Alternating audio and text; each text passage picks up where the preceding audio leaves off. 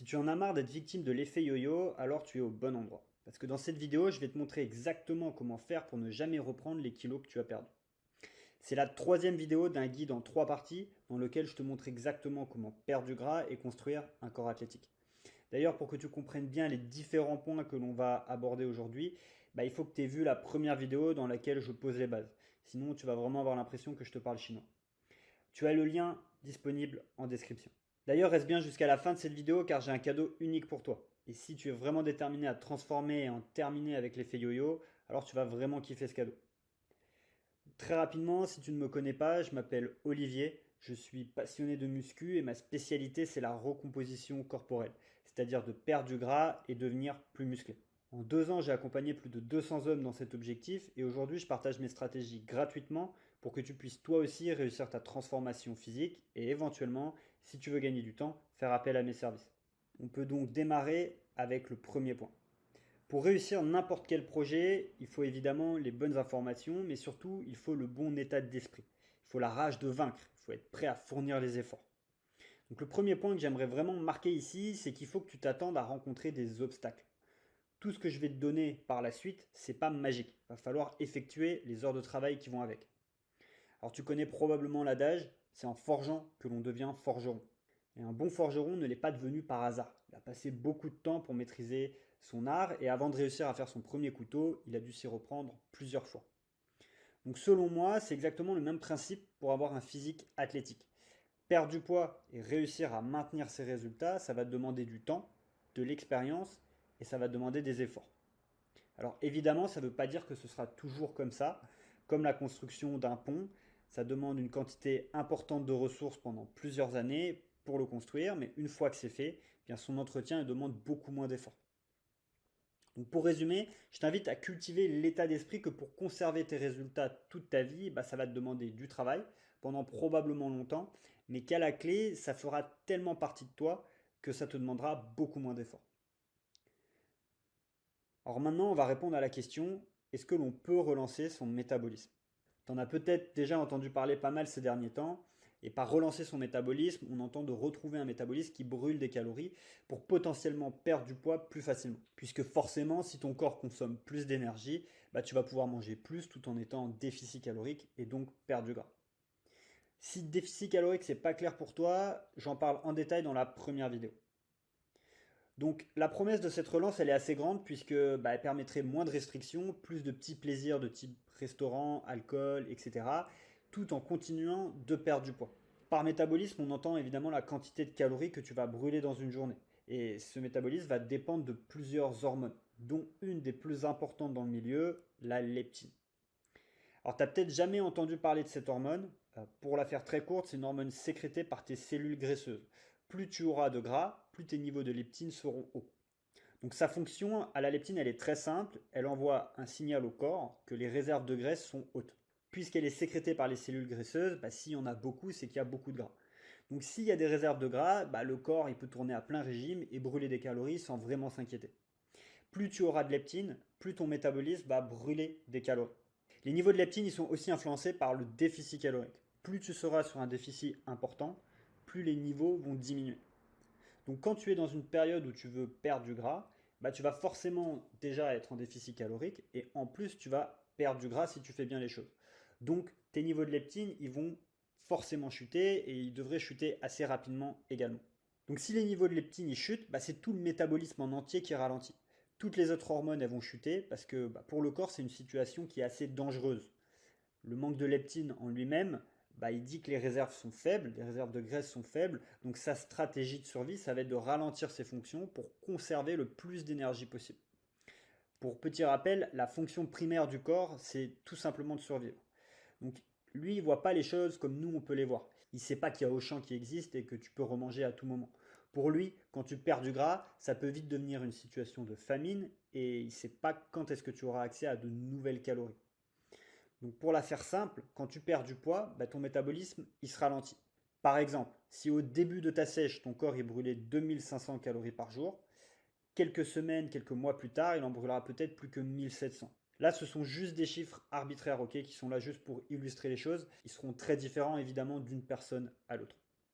Donc évidemment, dans cette situation, on aimerait passer à côté de ce mécanisme de survie, on aimerait pouvoir remonter le métabolisme pour continuer de brûler du gras. Car évidemment, manger 2500 calories par jour et 1700, ça fait quand même une grosse différence au quotidien. Et surtout, si tous tes niveaux hormonaux sont très bas, tu vas pas être en super forme, tu vas accumuler de la fatigue, tu vas perdre en libido, tu vas probablement être irritable, avoir faim, etc. Donc en soi, être trop bas en calories, c'est pas une situation qui est tenable sur le long terme. Et c'est à ce stade que tu as peut-être entendu parler de deux mythes. Le premier mythe, c'est que tu aurais un métabolisme défaillant. Donc tu as peut-être commencé à perdre du poids et tu ne progresses plus, alors ce serait simplement parce que ton métabolisme est défaillant. Un peu comme une voiture que tu emmènes chez le garagiste. Elle devrait rouler à 130 km/h, mais elle cape à 90. À ce niveau, il est quand même important de comprendre une chose, c'est que la diminution de ton métabolisme, dont on a parlé tout à l'heure, elle est seulement due au déficit calorique et à la perte de masse grasse. Donc si tu retournes à ta maintenance calorique, tu vas récupérer toutes tes fonctions hormonales. Okay, elles vont toutes revenir à la normale. Et si en plus tu reprends du gras derrière, eh bien tes niveaux de leptine ils vont remonter également. Donc un métabolisme défaillant, ça n'existe pas vraiment, sauf évidemment toutes les pathologies particulières comme l'hypothyroïdie ou le syndrome métabolique. Mais ça, c'est vraiment un autre sujet. Okay, donc là, on parle d'un quelqu'un qui a un métabolisme qui fonctionne normalement. Le deuxième mythe dont tu as peut-être entendu parler, c'est que manger plus te permettrait de brûler plus de calories. C'est aussi ce qu'on appelle la reverse diet, ou diète inversée pour les Français. En gros, augmenter les calories progressivement, ça permettrait à ton métabolisme de s'accélérer. À l'heure actuelle, la science elle supporte l'idée qu'il existe deux types de phénotypes, et je vais définir ce terme juste après. Chaque personne serait dotée à la naissance d'un de ces deux phénotypes. Ce serait donc quelque chose de génétique qu'on ne contrôle pas. Il y aurait donc des personnes avec un phénotype dépensier, c'est-à-dire un métabolisme qui résiste bien à la perte de gras et qui va s'accélérer beaucoup plus tu vas manger. Et à l'inverse, il y aura des personnes avec un phénotype conservateur. Donc là, c'est plutôt un métabolisme qui va beaucoup se ralentir lorsque la personne fait un déficit calorique et qui, à l'inverse, va pas beaucoup augmenter quand tu vas manger plus. On connaît tous des gens qui mangent un gâteau et qui prennent 3 kilos, et à l'inverse, d'autres qui vont beau manger n'importe quoi et qui perdent du poids. Ça pourrait venir de ces deux types de phénotypes. Donc il y a de grandes chances que la majorité des personnes qui veulent perdre du gras soient aussi celles qui ont un phénotype conservateur. Alors ça ne veut pas dire qu'elles ne peuvent pas perdre de gras, ça veut simplement dire qu'elles devront être en déficit calorique pendant plus longtemps. Il y a tout de même une certaine réalité à ce niveau-là, c'est que ces personnes auront probablement plus de difficultés à maintenir sur le long terme un pourcentage de masse grasse très bas. Mais rien n'est impossible avec de la volonté. Pour conclure ce deuxième mythe, c'est que manger plus, ça n'aurait pas vraiment d'impact chez les personnes qui en auraient le plus besoin. Cela dit, la reverse diet, ça reste un outil intéressant quand même, car elle permet de remonter progressivement les calories jusqu'à trouver sa maintenance. Je rentrerai un petit peu plus en détail sur ça juste après. Cela dit, il y a un piège auquel il faut être très vigilant quand tu fais une reverse diet.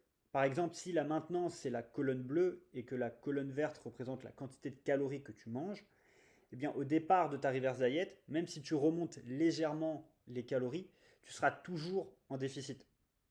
Donc chaque semaine, tu vas continuer de perdre du gras alors que tu augmentes les calories. Tu peux donc avoir cette impression que ton métabolisme s'accélère et qu'en mangeant plus, tu perds du gras. Mais en fait, c'est simplement parce que tu n'es pas encore arrivé à ta maintenance et que tu es toujours en déficit calorique. Donc, par exemple, sur ce graphique, entre la semaine 1 et la semaine 7, tu auras augmenté ton apport et tu auras perdu 1,5 cumulé sur la période. Mais si tu continues d'augmenter les calories parce que tu penses que ton métabolisme s'accélère, tu vas finir par dépasser la maintenance à un moment donné et tu vas reprendre du poids progressivement. Et donc à la semaine 16, tu auras non seulement repris les 1,5 kg que tu avais perdu pendant les 7 premières semaines, mais en plus, tu seras en surplus calorique. Donc tu ne vas pas comprendre pourquoi, car tu pensais que ton métabolisme s'était accéléré, mais tu vas continuer de reprendre du poids derrière.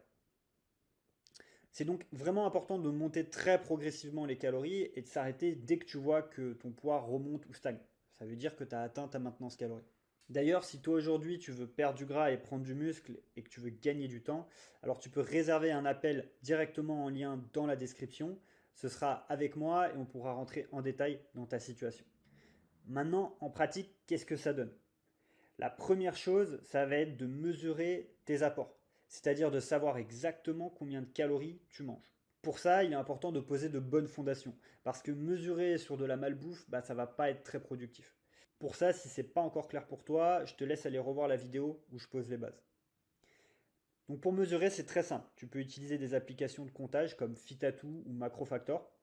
Fitatou, c'est 100% gratuit et c'est français. Macrofactor, c'est payant et en anglais.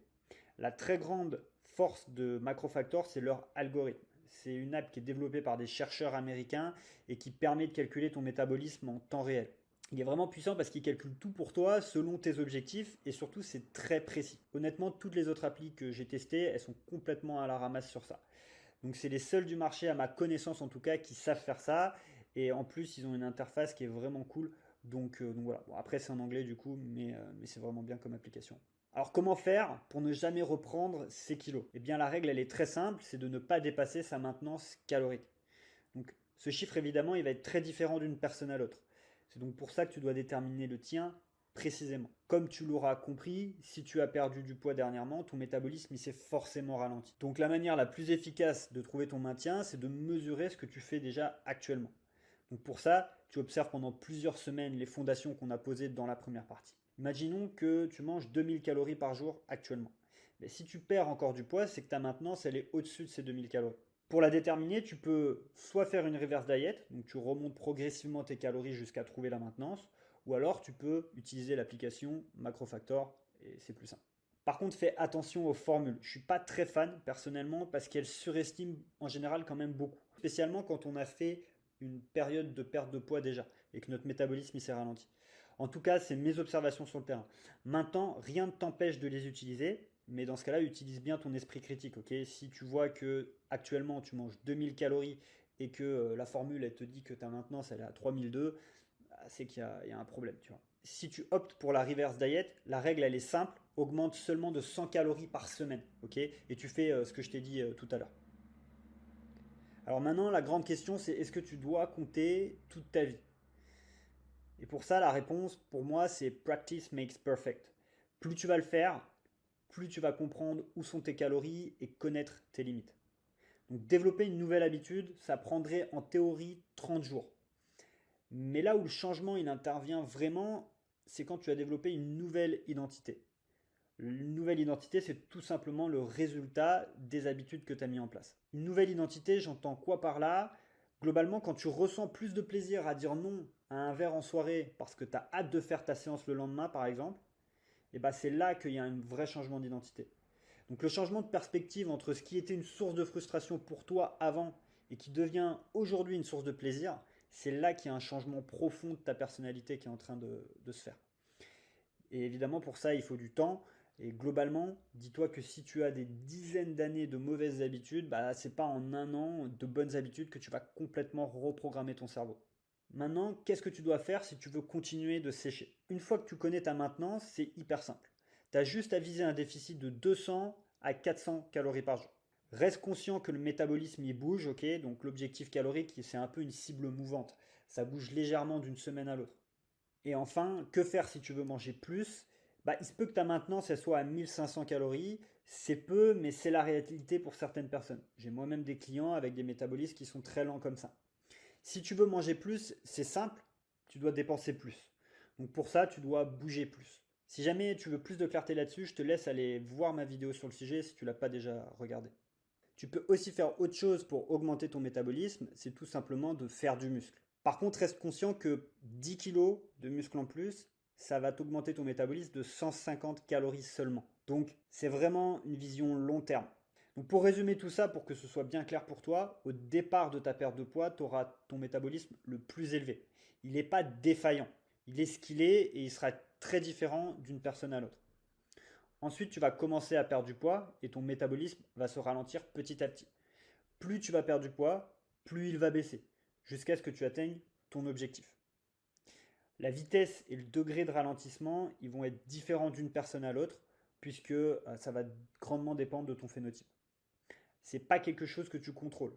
Et enfin, une fois que tu as atteint le poids que tu souhaites, tu vas pouvoir remonter à ta maintenance. Le fait de manger un peu plus va probablement augmenter légèrement ton maintien, mais ça va également dépendre de ton phénotype. Ok, il augmentera probablement jamais au niveau que tu as connu avant de perdre tes premiers kilos. Tout simplement parce que comme tu as perdu du gras, bah, tu as aussi tes niveaux de leptine qui ont baissé. Donc t'attends pas à une augmentation très importante du métabolisme. Et donc pour conclure, si tu ne veux jamais reprendre le poids que tu as perdu, bah, tu as tout simplement à rester à ton maintien. Si tu veux booster un peu le maintien, la seule chose que tu peux vraiment faire à court terme, c'est de bouger plus. Le fait de prendre du muscle, ça va aussi aider à augmenter ton métabolisme, mais reste conscient que pour augmenter d'environ 200 calories ton métabolisme, il va falloir faire plus de 10 kg de muscle. Donc tu comprends là que c'est une vision plutôt long terme et que dans tous les cas, ça reste seulement 200 calories supplémentaires. Maintenant, pour te remercier d'avoir regardé cette série de 3 vidéos que j'ai faites et en espérant vraiment que ça a pu changer quelque chose pour toi, eh bien, j'ai envie d'aller encore plus loin dans cette démarche. Et pour ça, j'ai décidé de t'offrir 4 semaines de coaching complet, donc avec moi. Cette offre, elle comprend 3 points majeurs. Le premier, c'est que tu auras accès à mes messages privés et tu pourras me poser tes questions 24 heures sur 24. J'y répondrai dans les 24 heures. Le deuxième point, c'est que tu auras accès à mon tableau de suivi. Donc c'est celui à l'aide duquel je te ferai des retours personnalisés et c'est aussi celui que j'utilise pour mes clients personnels. Et enfin, tu auras accès à un programme personnalisé. Donc je vais mettre en place tout simplement un programme avec toi pour que tu puisses progresser. Pour rejoindre, il y a 2 conditions principales. La première, c'est que tu dois répondre au questionnaire, donc c'est-à-dire avoir vu les 3 vidéos du guide. Ok, j'ai mis 6 questions dans ce questionnaire. C'est vraiment des questions faciles, mais c'est juste pour m'assurer que tu as pris le temps de regarder les vidéos et que tu es vraiment déterminé. Et ensuite, la deuxième condition, c'est que tu réserves un appel. Je ne te ferai pas d'offre commerciale à la fin puisque du coup, ce sera 4 semaines gratuites. Par contre, c'est vraiment important qu'on puisse échanger.